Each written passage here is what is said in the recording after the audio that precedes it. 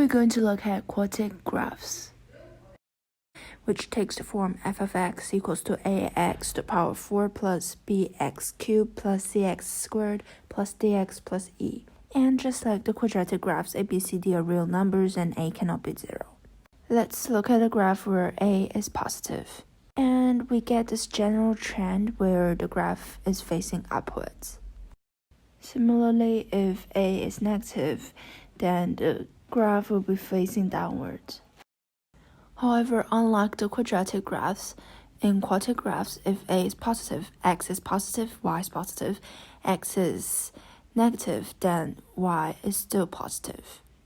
Similarly, if a is negative, then when x is positive, y is still negative, and when x is negative, y is also negative.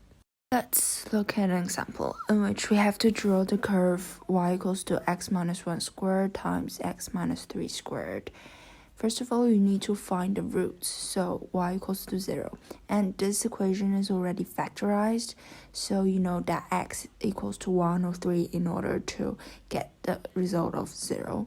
Then you want to find where the curve cuts the y-axis, so you will set x equals to 0 and substitute the value of x into the equation.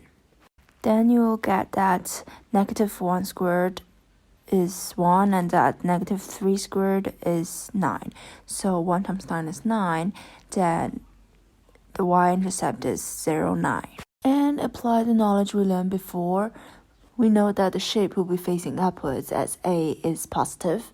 Then you just need to label the points of coordinates that we found and join them together with a smooth curve. And that's it for this question.